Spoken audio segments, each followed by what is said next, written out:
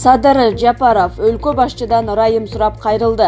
Абакта жаткан мурдагы депутат Садыр Жапаров президент Сооронбай Жээнбековго ырайым сурап кайрылды. Бул тууралуу анын адвокаты Шарабидин Токтосунов Спутник Кыргызстан агенттигине билдирди. Анын айтымында Жапаров тийиштүү катты 16 октябрда жазган. Садыр Жапаров туугандары менен жолукканда алар президентке ырайым сурап кайрыл дешкен экен. Андыктан Жапаров президенттин атына тийиштүү катты 16 октябрда жазган. Анда атасы, апасы жана баласы кайтыш болгонун белгилеп, үй бүлөсү кыйналып жатканын жазган. Ошондой эле ага коюлган айыптар боюнча күнөөсү жок экенин билдирген, деди ал. Токтосунов мыйзам боюнча ырайым катты президенттин аппаратынын алдындагы ырайым берүү комиссиясы 14 күндүн ичинде карап, мамлекет башчысына алып кириши керектигин айтты. Өз кезегинде президент аны канааттандырат же баш тартат. Белгилей кетсек, Садыр Жапаров 2013 жылы октябрда болгон митинг учурунда Эмилбек Каптагаевди барымтага алууну уюштурууга тиешеси бар деп айыпталып, 11 жыл 6 айга кесилген. Учурда ал Молдановка айылындагы 1-колонияда жазасын өтөп жатат.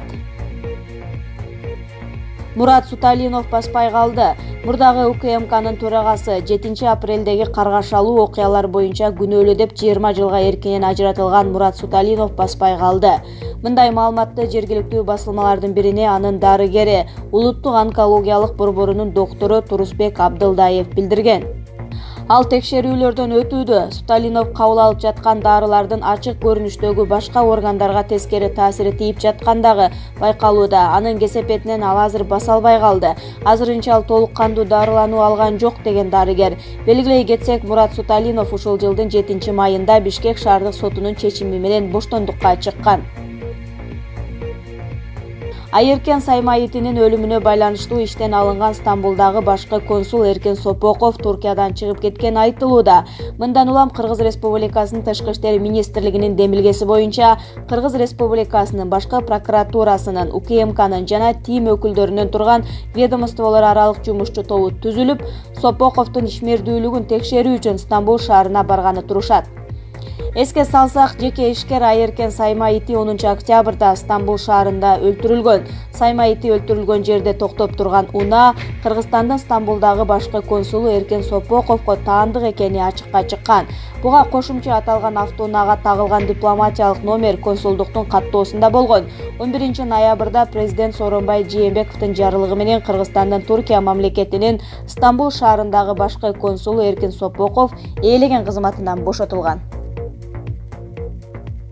Жумагазиев ишин жөндөй албай жатабы?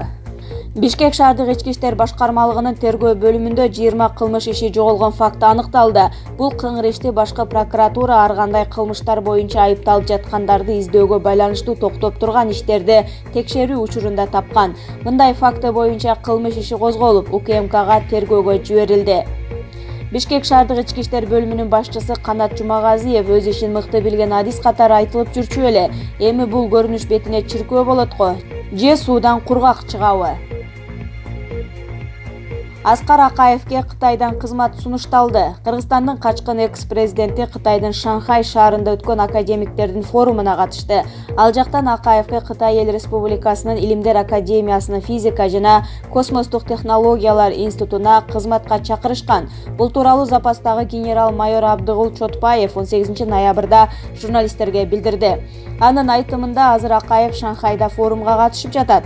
Биз байланышып турабыз. 16 ноябрда мага форумда түшкөн сүрөттөрүн жибериптир, дейт Чотпаев. Ошондой эле ага бир нече сунуштар түшкөнүн жазыптыр. Бири Кытайдын Илимдер академиясына жумушка чакырышкан экен. Азырынча экс-президент сунуш үстүндө ойлонуп жатат. Өпкөсү тешилип, денеси чирип кеткен Орусияда кыргыз жаранынын сөөгү контейнерден табылды. Россиянын Москва шаарында 29 жаштагы кыргызстандык жарандын жансыз денеси табылды. Бул тууралуу Москва маалымат агенттиги жазып чыкты. Маалыматтарга караганда жансыз дене 14 ноябрда Брестес көчөсүндөгү контейнерден табылган. Табылган учурда маркумдун денеси чирип, көзүнөн жана оозунан кан агып калган. Соттук медициналык экспертиза 4 күн мурун каза болгонун жана жарандын кабыргасы сынып, өпкөсү тешилгенин болжолдоду. Дене өлүкканага жеткирилип, окуянын чоо жайы териштирилип жатат. Жер жүзүн катуу магниттик куюн капташы күтүлөт. Эң кооптуу делген күндөр айтылды. Жакын арада жердеги жашоочуларды алгачкы кубаттуу магниттик куюн 2019 жылдын ноябрь айынын ичинде күтүп турат. Бул жөнүндө күндүн рентгендик астрономиясы лабораториясынын окумуштуулары айтып чыгышты. Эскерте кетсек, октябрда дагы жердеги жашоочулар бир нече магниттик куюндарды баштарынан өткөрүшкөн. Болжолдолгон график боюнча магнитосфера 20 ноябрда ыкчам абалга келип, 21-22 ноябрда чоң кубаттуулуктагы магниттик куюн күтүлүп жатат. Медиктердин айтуусу боюнча бул күндөрү адамдар өзүнүн ден соолуктарына өзгөчө көңүл буруулары зарыл. Өзгөчө хроникалык оорулары бар адамдар ден соолугун аярлап, уктоонун нормалдуу режимин сактап, кан басымынын көтөрүлүшүнө таасир берген азыктардан убактылуу чектеп, көбүрөөк таза абада сейилдөө эрежелери сунушталат. Дубайда 3 кыргызстандык 3 жылга эркинен ажыратылды. Дубайда 3 кыргызстандык жарандар ууруга шектелип кармалды. Алар Палм Жумейра аралындагы виллага ууруга киришкенин жергиликтүү басылмалар жазып чыкты.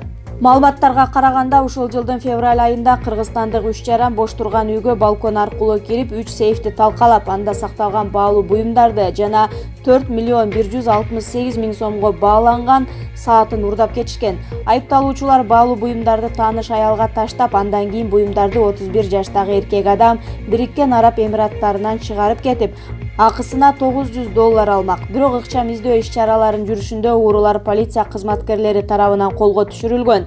Учурда Дубайдын соту 3 кыргызстандык жарандарды жана аларга жардам көрсөткөн аялды 3 жылга эркинен ажыратып жана жаза өтөп бүткөндөн кийин депортациялоо чечимин чыгарды. Кезек Аттокуровдо. Атамбаевдин Ысык көлдүн кадрлар бөлүмүн коррупцияга шекшишти. Ренат Самудинов деген мурдагы КСДП партиясынын жаштар канатынын лидери бар. Убагында аны КСДП партиясына тиешеси жок дегендер дагы четтен чыккан. Кийин саясий көз карашыман куугунтукталып жатам деп жубайы журналист Элнура Болдокадырова менен Мексика аркылуу АКШга барып, ал жерде жайгашып калган. Учурда экөө тең Америкада эмгектенип, ошол жерде күн кечирип келишет. КСДП партиясынын жана жогорку кеңештеги аталган фракциянын депутаты Данияр Аттокуров деген дагы эл өкүлү бар. Аны убагында тар чөйрөдө Атамбаевдин кадрлар бөлүмү деп атап коюшчу. Айрыкча Ысык көлдөгү кадрлар маселеси дал ушул адамдын колунан өтүп келген. КСДПнын борбордук штабын жетектеп жүргөн. Мына эми Ренат Самудинов дал ушул Данияр Аттокуровдун бир тууганы Сардарбек Аттокуровдун Фаворит Транс компаниясынын текшерүүсүн өтүнүп, тергөө органдарына кайрылыптыр. Анын баамында Данияр Аттокуров бизнесин ишмердүүлүгүн жашырып жаткан эмес. Ошондуктан Аттокуров мандатын өткөрүп берүүсүн талап кылып жатат. Ал эми мыйзамга ылайык мамлекеттик муниципалдык кызматкерлер бир учурда мамлекеттик кызматтан сырткары жеке ишкерлик менен алектенүүгө тыюу салынган. Бирок Аттокуров дагы көчөдөн келген жөнөкөй чимкирик эмес да.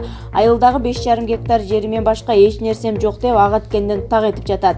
Ренат Самудинов Сардарбек Аттокуровдун компаниясынын ишмердүүлүгүн текшерүү боюнча кайрылууну башкы прокуратура, жогорку кеңеш, УКМКнын коррупцияга каршы күрөшүү кызматы жана ички иштер министрлигине жөнөткөн. Анда ал аталган фирма кара кече көмүр кенинен коррупциялык жол менен 3 миллион АКШ долларын чыгарып кеткендиги тууралуу документтер бар экендигин айтууда. Самудиновдун баамында Данияр Аттокуров бир тууганы Сардарбек Аттокуровго бизнесин каттатып коюп, кызматтык абалдан пайдаланып, кыңыр иштерин ишке ашырууда. Бирок билгендер Данияр Аттокуров кайдан жайдан ким билсин, 2010 жылдан бери байлыгы көбүрүп, жабырып, ашып таша баштаган дешет. Айылдагы атасын тамын жаңылап, ага кошумча ошол эле айылга заңгыратып, 2 жаңы үйдү 1 жылдын ичинде мемирейтип койгондугун сөз кылышат экен. Бирок жактоочулары дагы жок эмес. Эми бул эки көлдүк кулундун кармашы эмне менен аяктайт? Аны тергөө жана убакыт эле көрсөтөт окшойт. Казакстандын тургуну аялы менен ажырашканын урматына 60 унааны ижарага алып майрамдады. Казакстандын Уралск шаарында эркек киши аялы менен ажырашкандыгын урматына 60 кымбат баалуу жип үлгүсүндөгү унааны ижарага алып, алардын коштоосунда шаарда айланган. Бул тууралуу казакстандык басылмалар жазып чыгышты. Маалыматка ылайык, эркек киши Уралск шаарына чыгыш Казакстандын Аягөз шаарынан келген. Экс-жубайлар мыйзамдуу түрдө ажырашып, өздөрүнүн батырын сатып, акчасын тең экиге бөлүп алышкан. Кийинки күнү киши ижарага 60 жип үлгүсүндөгү унаа алып, алардын коштоосунда шаарда айланып, кийин саунага барган. Ал жерден полиция кызматкерлери алып кетишкен. Ар бир унааны саатына 15 миңден 20 миң теңгеге чейин ижарага алган. Полиция кызматкерлеринин айтымында полицияны облустук акимдин резиденциясынын кароолчулары чакырган. Себеби 60 унаа ошол көчөдөн өтүп, шаар тургундарына бир топ эле ыңгайсыздык жаратышкан. кортеж 60 кымбат баалуу унаадан турган. Полиция кызматкерлери аларды Самал аймагынан токтотуп, унааларды ижарага алган кишине кармашкан. Кристиянын «Биздин башкы каршылашыбыз бул биз өзүбүз». Кыргызстандын футбол боюнча курама командасынын башкы машыктыруучусу Александр Кристиянин журналисттер үчүн басма сөз жыйынында Тажикстандын курама командасы менен өткөн мурунку беттеш начар болгонун айтып, эртеңки оюнда баарын чечиш керек экенин билдирди. Биздин башкы каршылашыбыз бул биз өзүбүз. 5-сентябрда Тажикстанда биз өтө начар оюн көрсөткөнбүз. Мен машыктыруучу болуп тургандан бери мындай начар ойной элек болчубуз. Аябай начар оюн. Эң башкысы биз ал оюнду талдап көрдүк. Биз башка андай начар оюн ойнобойбуз. Тажикстан менен болгон оюн тандоо оюндарындагы алгачкы беттеш болчу. Андан бери канча оюн өткөрдүк. Беттештен беттешке жакшы ойноп жатабыз. Курама чогуу болгондо техникалык жана физикалык жактан да алдыга жылып жатабыз. Жапония менен болгон оюнга жакшы даярдандык. Баарын оюндан көрдүңүздөр. Азыр эч нерсе өзгөргөн жок. Биз эң башкысы упай жоготпошубуз керек. Тажикстандан жеңилгенде нааразычылык көп болду. Эртеңки оюнда мунун баарын чечип жөнгө салыш керек.